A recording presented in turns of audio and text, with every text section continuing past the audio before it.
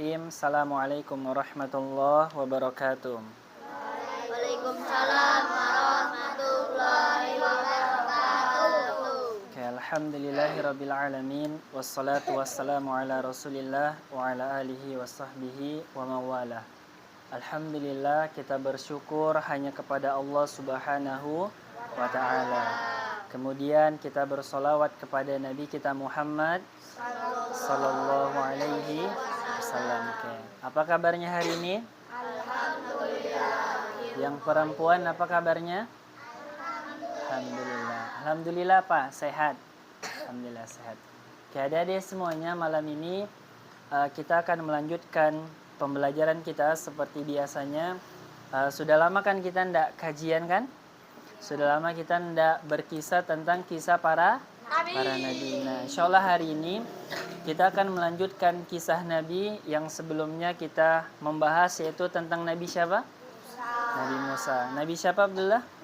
Nabi Musa alaihissalam. Nah, antum kira-kira masih ingat nggak Nabi Musa pada waktu itu terakhir kita ceritakan sampai mana? Ceritakan tentang melewatkan laut. Melewatkan laut, lalu Fir'aunnya Tenggelam. tenggelam dan meninggal atau mati. Nah, terus adik-adik semuanya, ini kalau nggak salah pertemuan kita yang ketujuh dari ceritanya Nabi Musa. Nah, kita akan melanjutkan ceritanya Nabi Musa. Terakhir di mana Nabi Musa alaihissalam itu kan dikejar tuh sama tentaranya Fir'aun. Lalu Nabi Musa lari ke sebuah laut atau disebut dengan Laut Merah. Nah, di situ subhanallah, Allah Subhanahu wa taala menyelamatkan Nabi Musa dari kejarannya Fir'aun. Dan di situ di mana Allah Subhanahu wa taala menenggelamkan Fir'aun dengan seluruh bala tentaranya. Dengan seluruh pasukannya Fir'aun tenggelam di Laut Merah. Dan jasadnya Fir'aun itu sampai dikekalkan oleh Allah. Jadi jasadnya Fir'aun itu ndak hancur. Nah, lalu disebutkan adik-adik semuanya, Nabi Musa pun selamatlah dengan kaumnya itu kaum Bani Israel. Nah, ketika Nabi Musa selamat di ujung Laut Merah, maka disebutkan Nabi Musa alaihissalam dia melanjutkan perjalanannya dengan Bani Israel. Disebutkan beliau melanjutkan perjalanan dari Mesir menuju negeri Palestina. Jadi Nabi Musa melanjutkan perjalanannya dari Mesir ke negeri Palestina. Nah, gimana? Ya, cukup jauh lah. Jadi disebutkan adik-adik semuanya, kisah ini berlanjut kepada surat di dalam surat Al-A'raf ayat 138 sampai 143-an. Jadi dikisahkan Nabi Musa alaihissalam ketika berjalan dari Mesir ke Palestina, Nabi Musa alaihissalam menemui di perjalanan itu, di tengah perjalanan Nabi Musa menemui ada sekelompok manusia atau dikatakan sebuah kaum, sekelompok manusia yang tinggal di sebuah tempat yang dimana mereka itu kaum tersebut, manusia tersebut menyembah adalah berhala. Menyembah apa?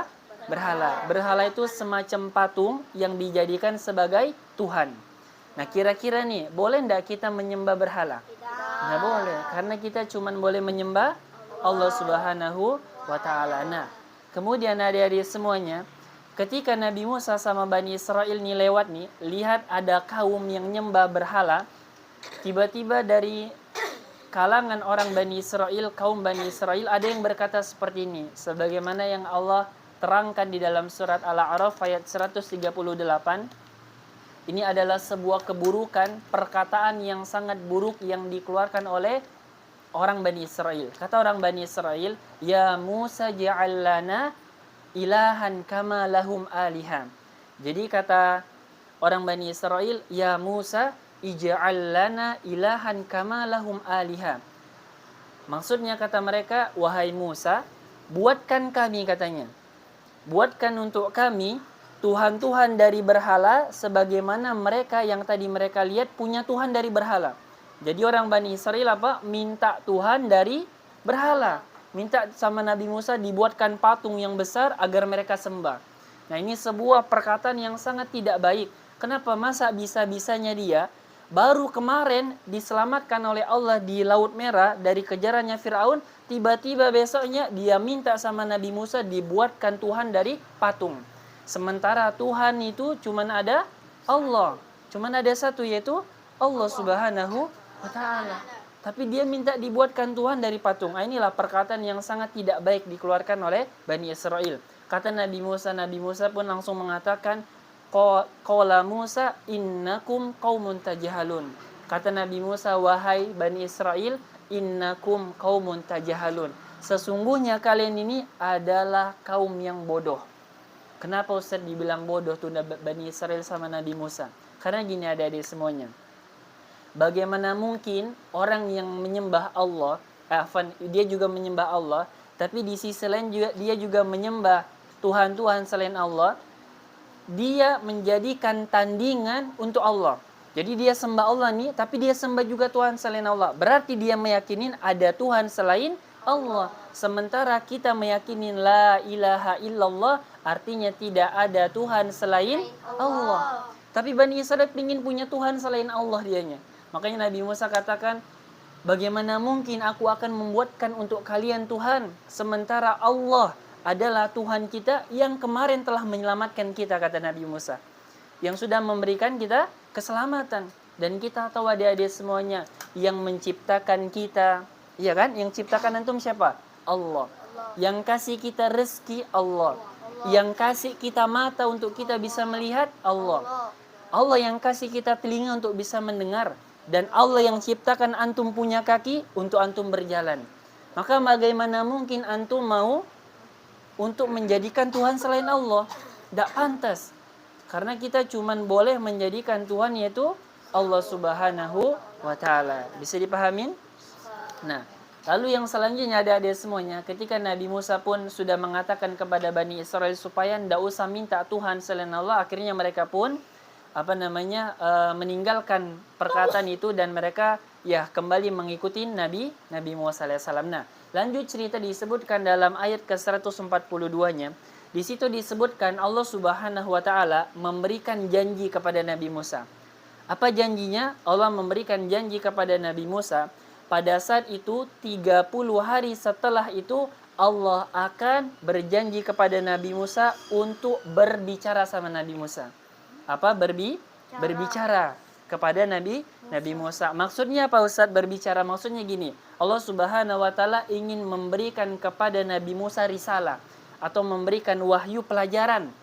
Atau sebagaimana gini, kan Nabi Muhammad diturunkan kepada Nabi kita apa? Al-Quran. Maka Nabi Musa itu juga diturunkan kitab yang di situ di dalamnya berisikan tentang pelajaran-pelajaran yang mengenai hukum agama bagi orang Bani Israel. Maka kita katakan kitab yang diturunkan kepada Nabi Musa kitab apa? Kitab Taurat. Nah kan ada 4 kitab tuh yang kita tahu tuh kepada 4 nabi. Kitab Zabur kepada Nabi Daud.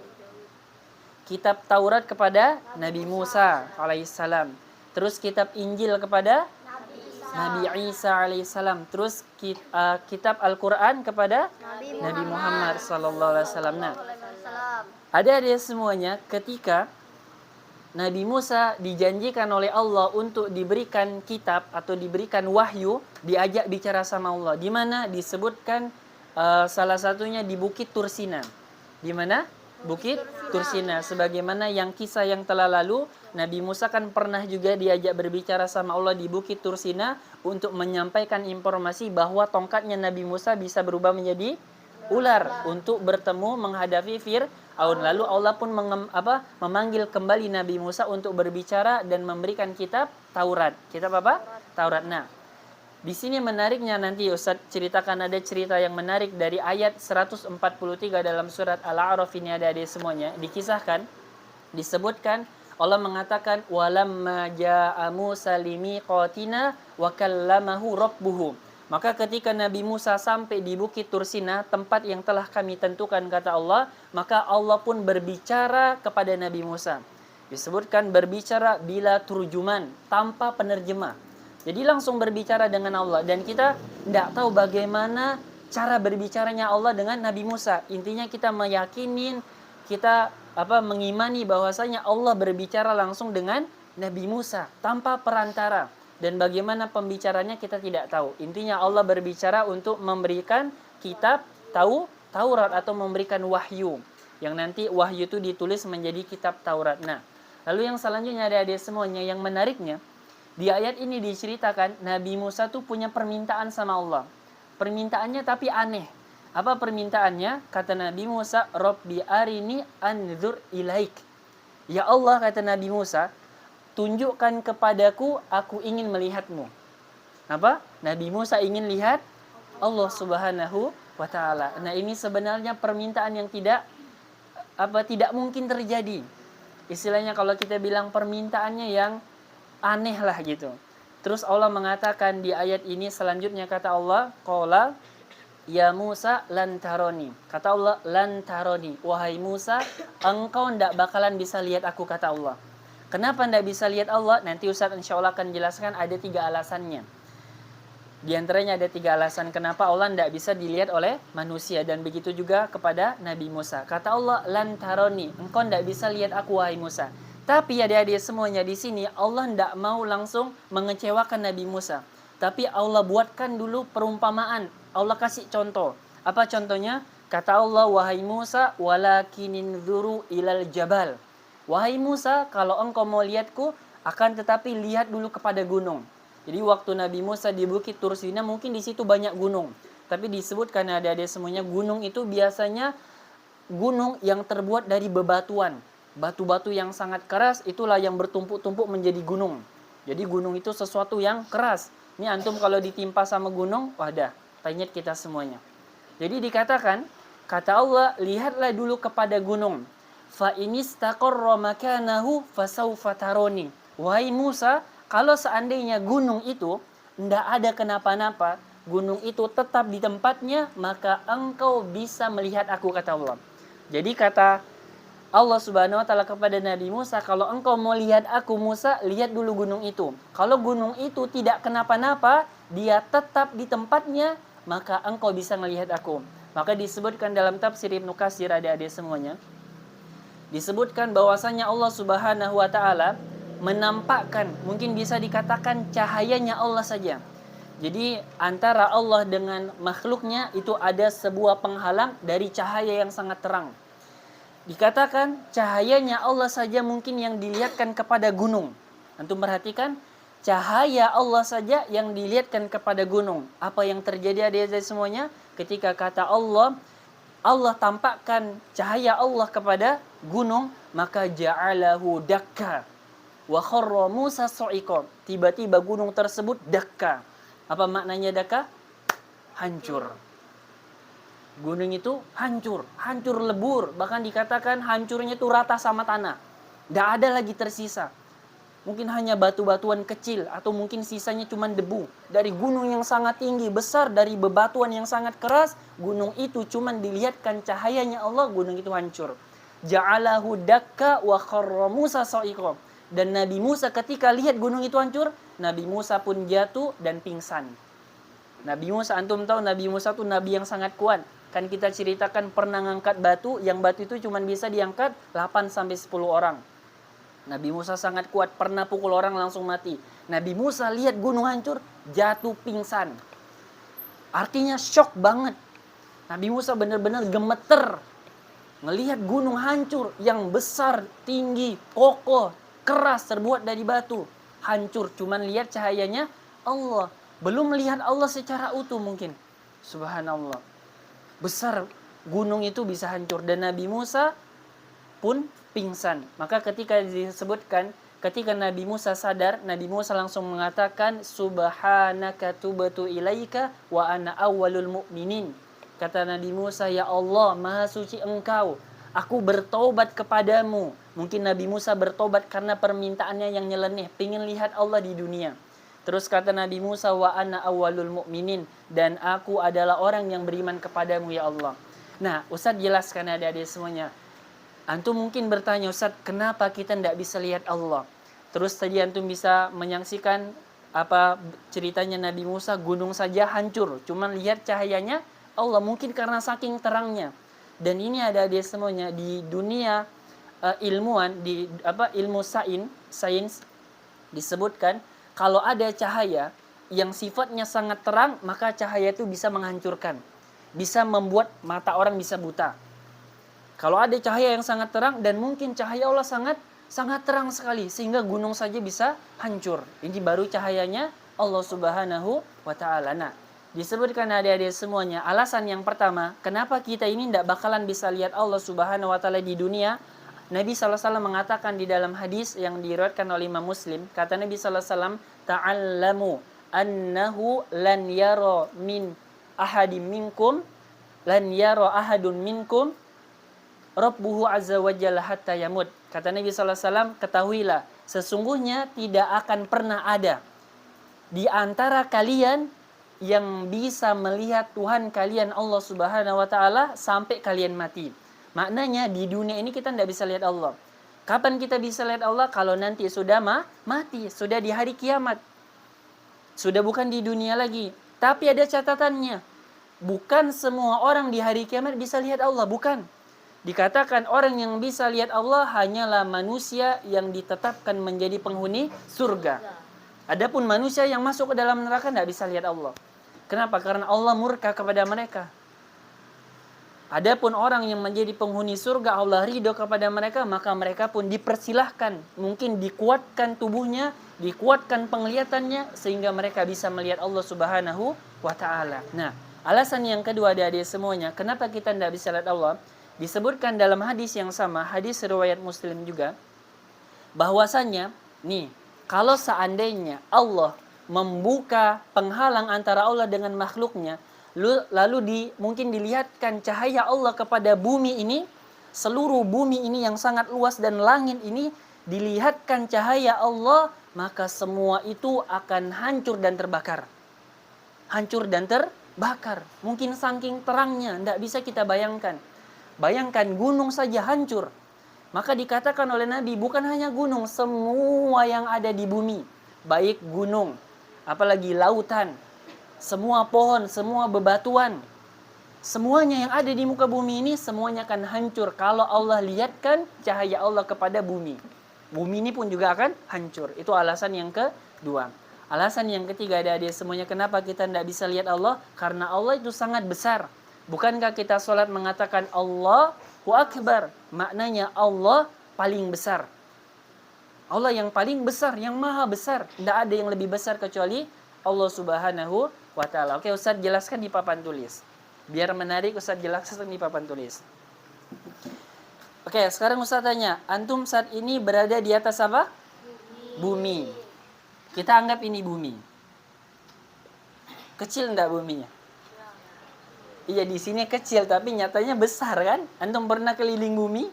Tidak pernah. Mungkin tidak ada manusia yang mengilingin bumi secara utuh. Ini anggaplah ini bumi. Kita umpamakan saja. Di atas bumi ada apa? Langit. Ada apa? Langit. Di bawah langit selain bumi ada apa lagi? Di bawah langit, seakan di bawah langit ada bumi tuh. Selain bumi ada apa lagi? Ada planet. Ada di sini matahari, ada bulan, ada bintang. Apa lagi? Planet apa yang antum tahu? Planet Mars, Jupiter. Apa lagi? Pokoknya terserah antum lah, nus semuanya. Ya, semuanya nus. Pokoknya banyak planet. Banyak planet yang di bawah langit pertama. Ustaz tanya, langit itu ada berapa? 7. Sebagaimana Allah mengatakan, huwallazi khalaqa sab'a samawat. Allah menciptakan langit itu 7. 7 langit, 7 lapis. Anggap ini ya, ini langit yang ke-2, lalu ke-3, ke-4, ke-5, ke-6, ke-7. Oke, antum tahu sekarang antum berada di mana? Di bumi. Bumi luas enggak? Luas. Kalau di sini kecil. Ini gambar aja, tapi bumi sangat luas. Antum tahu adik-adik semuanya, bumi kalau dibandingkan dengan langit yang pertama, perhatikan. Bumi dibandingkan dengan langit yang pertama, maka dikatakan seperti bumi ini ibaratnya cincin atau uang koin, yang dimana uang koin ini dibandingkan dengan padang pasir. Kalau antum belum tahu padang pasir, lapangan. Antum tahu lapangan? Lapangan luas enggak? Luas. Kalau antum pernah main bola di sebuah lapangan, luas. Tapi padang pasir itu lebih lapang lagi, lebih luas lagi daripada lapangan. Ustaz umpamakan saja lapangan. Kalau Ustaz punya cincin atau punya uang koin, lalu Ustaz lemparkan ke lapangan. Kira-kira cincin itu dibanding dengan lapangan kecil nggak? Kecil banget. uang tadi, koin tadi kecil banget atau cincin tadi. Dan begitulah bumi kalau dibandingkan dengan langit yang pertama. Perhatikan langit yang pertama. Artinya adik-adik semuanya, langit yang pertama saja sudah sangat luas. Kita yakinin bumi saja sudah sangat luas, Ustaz. Kita tidak mampu mungkin mengelilingi dunia ini seutuhnya. Tapi subhanallah, bumi ini dibandingkan dengan langit pertama seperti cincin yang dibuang di padang pasir. Artinya kecil banget dibandingin dengan langit yang pertama. Perhatikan, ini langit yang pertama. Ada yang mengatakan seperti ini. Langit yang pertama, Ustaz, dibandingkan dengan langit yang kedua, maka umpamaannya sama. Seperti cincin, langit yang pertama kayak cincin, dibandingkan langit yang kedua seperti padang pasir. Umpama cincin dibuang di padang pasir, itulah seperti langit yang pertama dibandingkan langit yang kedua. Kita singkat saja langsung langit yang ketujuh. Langit yang keberapa? Ketujuh. Nantum perhatikan, ketika langit yang ketujuh, Allah Subhanahu wa taala menciptakan di atasnya ada namanya kursi. Apa? Kursi. Antum jangan komen dulu, bukan kursi kayak gini ya. Ini kursi kita. Allah menciptakan sebuah kursi, ada kursi di atas langit yang ketujuh. Kursi ini sebenarnya disebutkan bukan kursi tempat duduk, tapi kursi tempat pijakan kakinya raja. Kursi tempat pijakan kakinya raja. Di atas langit yang ketujuh ada kursi. Di antara dalilnya Allah mengatakan dalam surat Al-Baqarah ayat 255. Antum katakan ayat kursi. Bunyinya gimana? Wasi'a kursi yuhus samawati wal ard. Kursinya Allah meliputin langit dan bumi. Artinya di sini disebutkan kursi dengan langit yang ketujuh ini, 7 langit ini meliputin semuanya. Kursi itu meliputin langit tersebut. Bahkan ada yang mengatakan seperti ini. Langit yang ketujuh dibandingkan dengan besarnya kursi yang Allah ciptakan di atas sana, maka langit yang ketujuh ini seperti cincin yang dibuang di padang pasir. Ada apa-apanya? Tidak ada apa-apanya. Berarti bumi kecil banget, seperti atom, butiran debu. Antum dibandingkan dengan bumi, mana besar bumi? Besar banget. Jangankan bumi, Jambi aja sama antum besaran Jambi jauh. Tidak bisa ada manusia yang sebesar kota, tidak ada. Iya kan? Artinya kita kecil banget. Iya enggak? Ini beneran adik-adik. Disebutkan dalam hadis yang sahih. Antum tahu, semua ini Allah ciptakan di atasnya lagi ada namanya arsy. Apa? Arsy. Arsy ini adalah makhluk Allah yang paling besar. Makhluk Allah yang paling besar. Tidak ada lagi makhluk Allah yang paling besar kecuali arsy. Tidak ada lagi makhluk Allah yang paling besar kecuali arsy-nya Allah.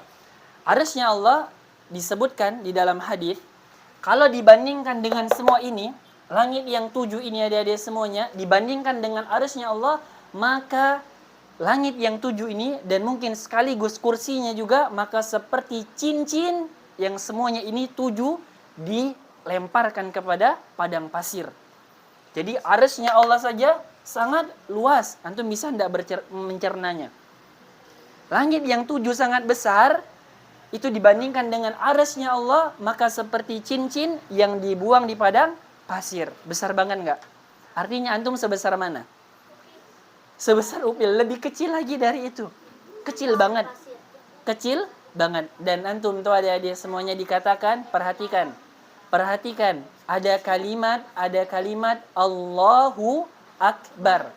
Maknanya apa Ustaz? Allah paling besar. Artinya di antara semua arsy, kursi, langit yang 7, bumi, planet semuanya, maka Allah lebih besar dari itu semua. Bayangkan, besar banget nggak Allah? Kita nggak bisa bayangkan bagaimana besarnya Allah. Jadi Ustaz mau tanya sama antum, kira-kira bakalan menang nggak kita kalau kita perang sama Allah? Nggak bisa. Kalau kita melawan sama Allah bakalan menang nggak kita? Nggak bakalan menang. Artinya kita ini cuman kecil banget. Kalau Allah ingin mematikan kita hari ini, waktu ini juga antum bisa mati. Allah ingin butakan mata kita semuanya bisa, dengan sekejap saja. Allah ingin buat kita pingsan semuanya hari ini, pingsan semua kita di muka bumi ini. Allah ingin hancurkan bumi ini sebentar bagi Allah. Jadi kira-kira pantas nggak kita melawan sama Allah? Pantas nggak antum kalau melawan sama Allah? Perhatikan adik-adik semuanya, pantas nggak kalau kita melawan perintah Allah?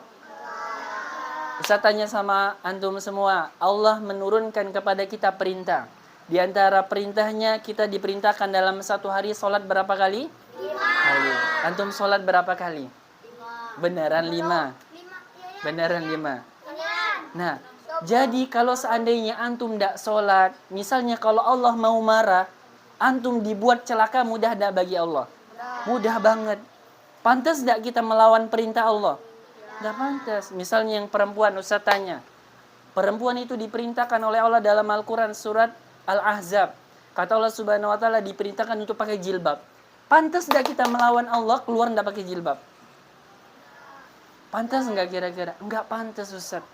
Allah sangat besar. Kalau Allah ingin buat kita celaka, bentar banget. Pantas enggak kira-kira kita mau sombong kalau kita jadi orang kaya? Pantas enggak kita mau sombong kita lagi kuat, badan kita sehat? Pantas enggak kita sombong? Enggak pantas. Kecil banget enggak antum? Makanya antum kalau sujud itu mengatakan subhana rabbiyal a'la. Kalau antum ruku mengatakan subhana rabbiyal azim. Allah Maha Agung, Allah Maha Tinggi, Allah Maha Besar. Salat antum mengatakan Allahu Akbar. Maka tidak boleh kita merasa diri kita sombong, merasa diri kita besar, diri kita hebat, diri kita kaya, diri kita kuat. Enggak boleh. Kalau kita sombong, Allah suka enggak sama orang sombong? Enggak suka, Ustaz. Allah enggak suka sama orang sombong. Pantas enggak kita sombong?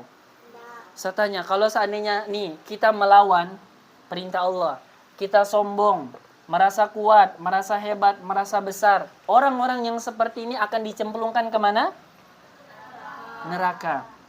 Ustadz mau cerita dikit tentang neraka, supaya antum termotivasi saja. Tapi kalau antum jadi orang yang taat sama Allah, melaksanakan sholat, keluar pakai jilbab, pokoknya seluruh perintah Allah antum laksanakan. Puasa di bulan Ramadan, pergi haji kalau ada uang, bayar zakat kalau sudah hartanya banyak. Seandainya antum jadi orang yang taat, antum dilemparkan kemana?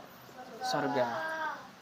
Antum bayangkan kalau kita dilemparkan ke dalam neraka, Allah ciptakan neraka itu sangat luas, mungkin lebih besar daripada bumi ini.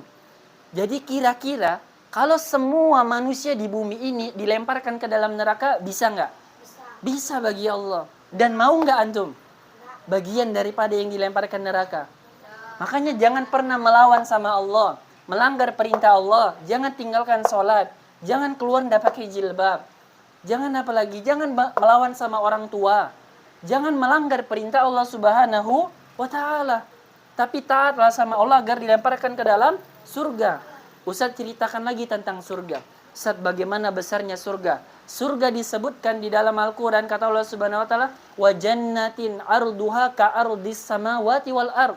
Surga itu luasnya seperti luasnya langit dan bumi. Coba bayangkan, langit yang pertama tadi kan sangat luas dibandingkan dengan bumi seperti cincin yang dibuang di padang pasir. Kalau antum sudah dikabarkan oleh Allah, Allah ciptakan surga yang sangat luas, jangan sampai antum bukan termasuk penghuni surga. Paham enggak? Allah ciptakan surga yang sangat luas, jangan sampai diri antum tidak masuk ke dalam kategori orang yang dimasukkan ke dalam surga. Jadi bagaimana caranya, Ustaz? Caranya mudah. Antum menjadi orang Islam, berakidah yang benar, menjalankan sunnah Nabi, jalankan seluruh perintah Allah semampunya. Paham? Sudah bisa sholat Ustaz. Sudah bisa pakai jilbab, keluar pakai jilbab, Ustaz. Apalagi? Bersedekah, punya uang, bersedekah. Antum sehat, bakti sama orang tua, buat baik sama orang tua. Orang tua minta tolong, bantu. Orang tua suruh, ikutin apa yang dia mau. Bisa dipahamin? Mudah ndak masuk surga? Mudah kan? Nah jadi kerjakan amalan-amalan yang memasukkan kita ke dalam surga. Rugi banget, Allah sudah ciptakan surga seluas langit dan bumi, tapi antum ndak masuk. Rugi banget. Surga itu luas, ndak cukup kita saja yang masuk dalam surga. Seandainya satu bumi masuk dalam surga itu sebenarnya sudah cukup. Cukup untuk memenuhi surga tersebut. Tapi jangan sampai kita tidak masuk ke dalam surga. Karena kenapa? Karena kita melawan sama Allah Subhanahu wa Ta'ala. Sampai sini bisa dipahamin? Jadi antum sudah tahu kan alasannya kenapa Allah tidak bisa dilihat? Karena Allah sangat besar. Tidak bisa dibandingin. Dan antum sangat kecil. Paham? Oke, mungkin sampai di sini dulu adik-adik semuanya. Hadza wallahu a'lam bishawab. Mudah-mudahan apa yang Ustaz pahami antum bisa bisa mencernanya. Jadi diingat ya baik-baik ya, antum pulang baktilah sama orang tua, berbuat baik sama orang tua. Sudah waktunya sholat, kerjakan sholat. Apalagi yang sudah besar, sudah balik, jangan tinggalkan sholat. Rugi. Allah ndak rugi kalau kita ndak sholat, tapi kita yang rugi. Paham? Paham. Oke, sebelum kita pulang mau ada sesi tanya jawab. Dapat hadiah. Mau hadiah ndak? Mau. Hadiahnya langsung dapat 2. Dapat 2. Yang perempuan dulu. Nah, siapa yang bisa sebutkan 2 alasan kenapa Allah ndak bisa dilihat di dunia? Yang pertama apa?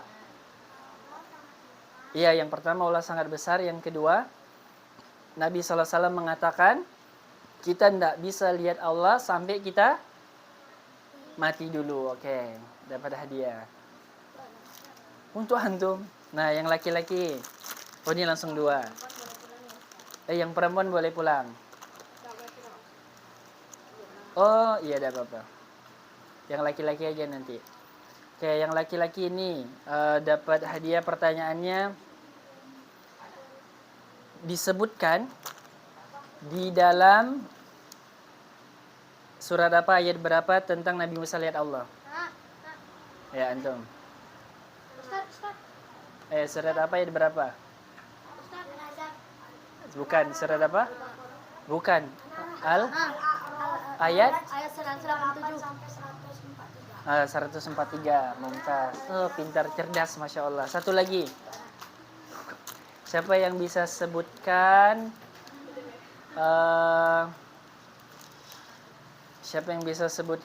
apa yang terjadi ketika Allah menampakkan cahayanya kepada gunung?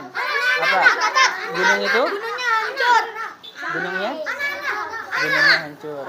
Dia yang tunjuk tangan. Oke.